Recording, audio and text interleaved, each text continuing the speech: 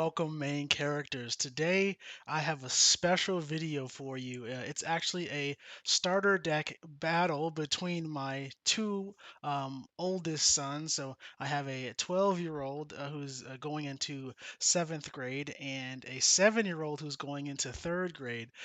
How this all happened was I was actually outside shooting on my goal, and they came out and asked to play a game of Silverwing. And yeah, I said sure, why not? Now, normally, my second grader, his name is Isaiah. He normally plays a stripped down version of the game. So we have all vanilla cards, and it's mainly focusing on the color matching aspects. And then we did this before he could read, so it was a way for him to play the same game that we play, but in a way that's more for his level. And I said, well, and my older son, Jeremiah, he said, hey, can we play with real decks this time? And I said, well, no, Isaiah's not used to playing with real decks, so just play the normal, the other version that he likes to play. But then I stopped myself and I said, you know what? Let me not decide for him. Let me ask him.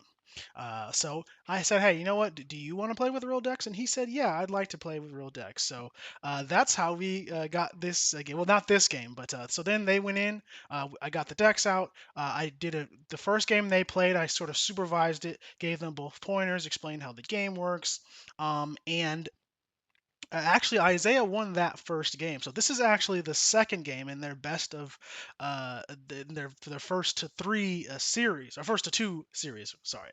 So Isaiah won the first game. This is their second game. I actually have not seen this game, so I set up the camera to record it, and then I left. So I said, "Hey, I helped you on the first one. I'm not going to advise you going forward, so you're on your own." So I actually haven't seen this either, so I'm actually going to live react to this with you all. So this is going to be really cool. So the other thing that I did here is the recording kind of got cut off, so you're not able to see the crystals very clearly. So I've got crystals up at the top so that you can keep track of what crystals they have. But yeah, so I'm gonna go ahead and live react to this video. I'm gonna go ahead and start it, and let's see how it goes. So yeah, this is really cool. I also have this sped up because they're new to the game. Their decisions take a little bit longer. So this is going to be sped up. Hopefully, I can keep up with the gameplay. But looks like that they're shuffling up right now, and they're going to go ahead and cut. And the beauty of this game, I think, is that anybody can play, man. As long as you can match colors, you can play the game. So we've got a 7-year-old playing this game. They're drawing their five. Now they do have the option to mulligan. I'll be curious to see if either of them mulligan or if either of them will keep their hands. Looks like Isaiah's maybe trying to set up. Oh no, he's gonna go ahead and mulligan. Awesome, that's cool. So he went ahead and mulligan. That I like to see that. Awesome, good job, Isaiah. I was staring at Isaiah the whole time, so I didn't even see if Jeremiah mulligan. But looks like now they're going into setup. They're gonna set three, draw three, and not sure who's player one in this instance. But hopefully we'll be able to see. Okay, looks like they're gonna go ahead and flip for player one. Normally you do that first, but no problem. So I'm not sure what they called heads or tails, but we'll be able to see who's gonna be player one here.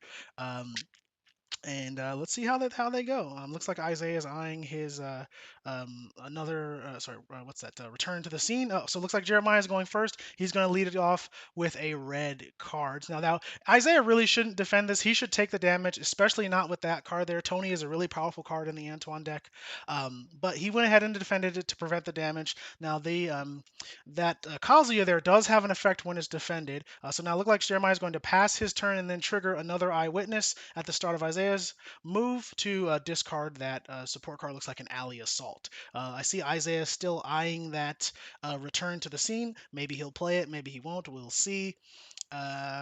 He's still maybe he's still reading it just to kind of understand what it does. Obviously, because he's younger, he has to read things multiple times. He is going to go ahead and play the return to the scene. Awesome. I would take the Tony. You already defended with it. That's a great take, a great pull off the top. He did put it in his hand. That's supposed to go into the stockpile, and then you get that card during the next stockpile step.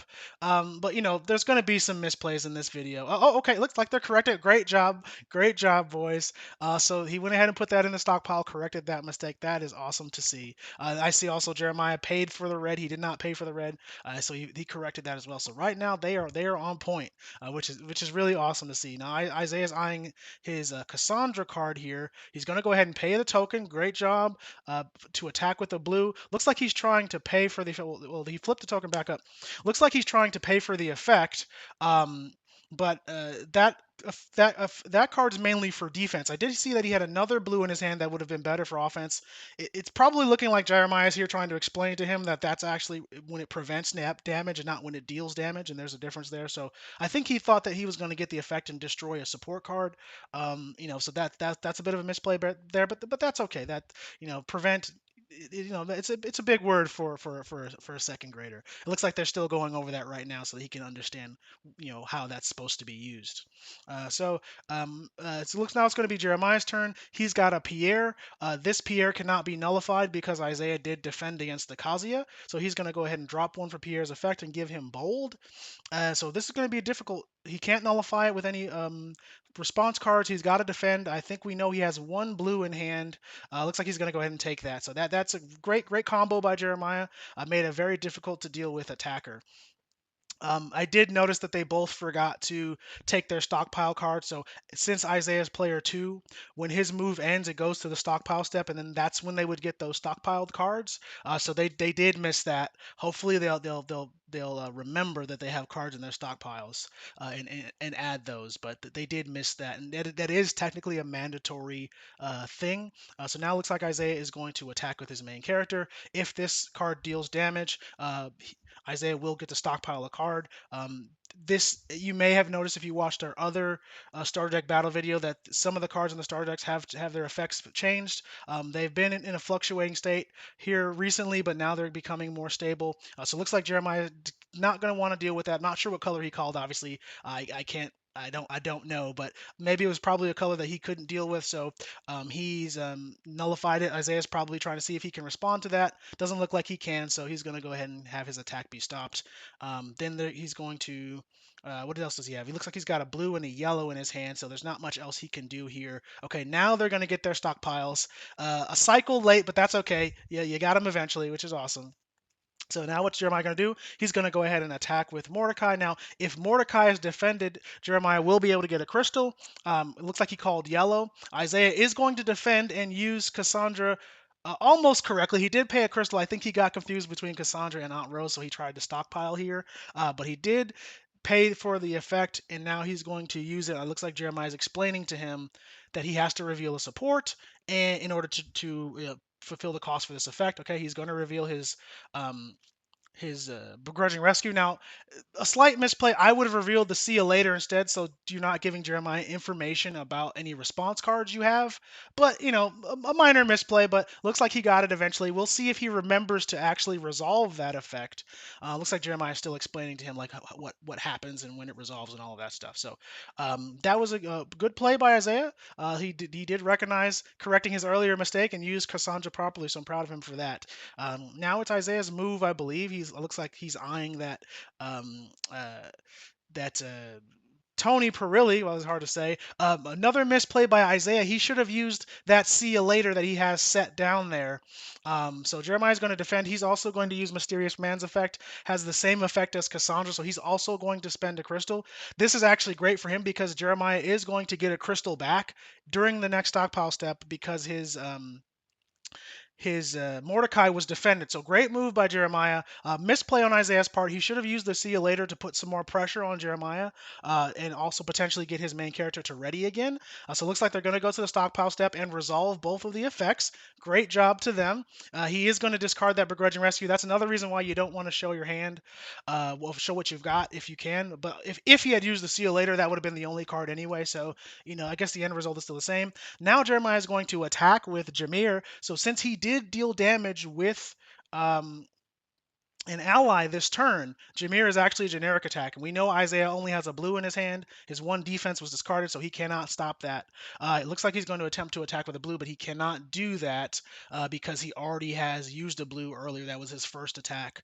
Hopefully they catch that. Yeah, so Isaiah does realize he cannot actually do that. So Isaiah's kind of stuck here, so it's going to be Jeremiah's turn now. He's going to color attack with another Jameer. Great move by Jeremiah's part, doing big damage this round. Expertly played by Jeremiah. He's obviously older, so he's got a little bit of a better grasp on some of these concepts, but still a great job by Jeremiah. So now they're going to go the end phase. Isaiah tried to ready his stuff, but technically you do the end phase things first. So great sequencing by them.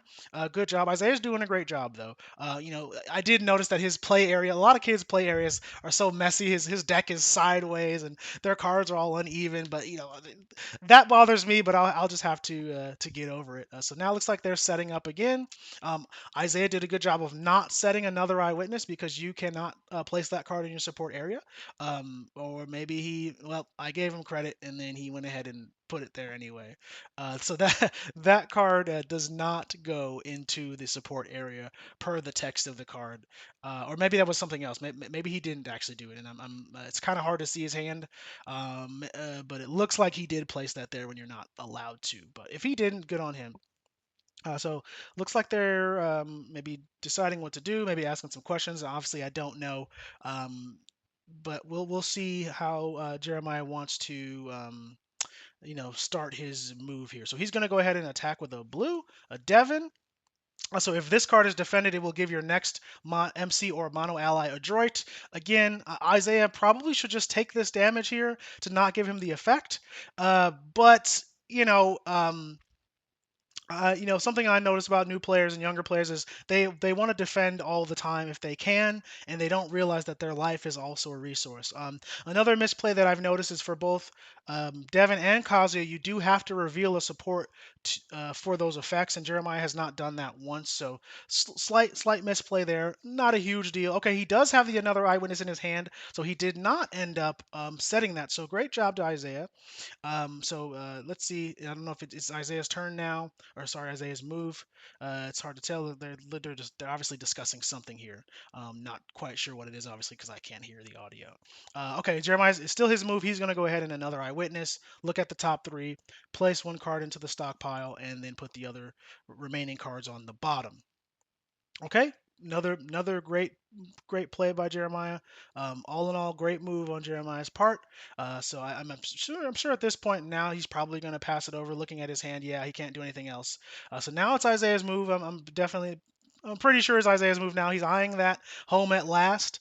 So we'll see what he's going to do. Is he going to play it? Yes, he is. Okay. Home at last. Now his main character has the bold ability, so we'll have to be defended by two cards instead of one. So I'm guessing a main character attack is going to come here, but he's still looking at his hand. But it's weird to play home at last and not attack with your main character. You obviously don't have to. But he's going to go ahead and attack with an ally. Interesting decision, but maybe he's got a plan. I see he tried to pay for Harvey's foolish ability, but you only pay for that when you defend with Harvey, not when you attack with Harvey. So maybe Jeremiah probably corrected him on that. He's also got to spend his color attacks, blue and yellow, because it's both blue and yellow. Looks like Jeremiah took the damage, and then he's only spending a yellow because Harvey does allow you to gain one back. So technically, he was supposed to spend them and then gain them, but the end result is the same. So no harm done there. So now I see Isaiah is eyeing that another eyewitness in his hand, but there. So because he's player two, the stockpile step happens first. Then he can play another eyewitness after Jeremiah grabs the stockpile. So we'll see if they get this correct. It is a minor sequencing thing. I'm probably checking to see yes, you do not have to attack with your main character when you play home at last. It's kind of usually you play it and then attack with your main character, but you don't always have to. But the main character does have bold until it attacks next, so it carries over. Oh, great job, boys! They did take the stockpile first. Now Isaiah's eyeing the another eyewitness, making sure that he can use it. Yes, he can, and he will go ahead and use it. Gets rid of a Mordecai's Ambition. Great card. Remembers to stockpile as well. They are doing very, very well. This is awesome. They're doing so well. All right, so now it's going to be Jeremiah's move. This is actually a pretty close game thus far. He's got a secret laboratory, the battlefield in play. So now when his allies deal damage, he will get the stockpile card. That's once per round. So we'll see what he's cooking up there. We've seen a blue attack. He's got a main character attack still available. He's also got his yellow and his red. Okay, so he's going to go ahead and attack with Akasia, use the red. Isaiah's just going to snap take that. Okay, but that will give him the ability to stockpile with the secret laboratory. So I can't, I don't remember what's in that. Oh, he's got a single blue again. So yeah, he really couldn't have defended that anyway. And I don't believe he has anything in his back row that can help. So now he's going to go ahead and attack with the blue. Interesting that he still hasn't attacked with his main character. Maybe he's trying to drain Jeremiah of all his resources first, so maybe he can guarantee to get that stockpile effect. That could be what he's his thinking, or maybe he just forgot. There's also that. But we'll see what Jeremiah does here. If this does hit, that is an Officer Elk, and the glare makes it hard to see. But if this does hit, Jeremiah as the main character will not ready during the next ready phase. I see he tried to turn that over to try to indicate that, but it has not attacked yet. Um, so that would be confusing. Oh, here's a misplay. It looks like Jeremiah is trying to play looks like he's trying to play prepare to transport. So he did get the stockpile. That's good. This you cannot do. So prepare to transport has a start of phase effect. So this card can only be used immediately after the setup phase as the action phase starts. So this is a misplay, technically an illegal play. You can't do. He's now trying to attack with a blue red card. He does not have a blue available, so he also cannot do this. Um, so he Isaiah took the damage there, but he actually can't do that. Um, so Isaiah, um, he's also going to attack yellow. Isaiah can't defend that, so he took the damage. Another misplay here. I want to pause right here really quickly, just so we can understand what happened. So Jeremiah tried to attack with blue-red Harvey, and Isaiah obviously has no cards in his hand, so he cannot defend. Another reason why he probably should have attacked with his main character, just to maybe feign like he had something, and also potentially get a card if it deals damage. And knowing Jeremiah's hand, giving that he had a prepare to transport and a yellow, that double defending main character was definitely going to get through and give Isaiah an additional card and just an additional resource. But what happened here is Jeremiah tried to attack with a blue-red. Isaiah obviously couldn't defend, so he took the damage. Jeremiah then realizes that he can't attack with that, so he attacks with a yellow instead. It is a generic attack because he did deal damage with another ally. So Isaiah obviously can't defend that either, so he takes the damage. Then Jeremiah attacks him with the main character here to deal that last bit of damage. So we also see that Jeremiah made another misplay by triggering the secret laboratory twice. So he did it on the a previous ally attack, and then he also did it when the Jameer did damage. That's not how that works. Secret laboratory only triggers once per round, so sometimes people like to turn it sideways to notate that that's once per round. Some people like to turn it face down. Some people like to put counters on it. Whatever way that you can to notate that you have leveraged your battlefield is fine. I typically don't like people resting it, because the rest does mean something, and there are cards that might target rested cards or something like that. So I would prefer people either flip it face down or put like a dice or token or counter on it or something like that, because technically the battlefields can't be rested and aren't rested. But anyway, that was a long-winded way of saying there were a few misplays here towards the end. Not sure if they really mattered a whole lot, but Isaiah did get defeated. And Jeremiah is now looking to see what were those cards in the back row. I think he's explaining here that he could have used a Power Awaken to stop an attack. That's actually not true. Power Awaken is can be used on defense, on offense, it's stopping the opponent's defense. While Mordecai's Ambition is a defensive card, Power Awakened is an offensive card. So that slight miscue there, but overall, I think they did a fabulous job. This was really cool to see, an awesome video. So since Jeremiah did win that second game, there is going to be a third game. So I'll be back here live reacting to their game 3 to see who ultimately won this best of 3 series. So thank you all so much for your time. I hope you enjoyed this video, and until next time.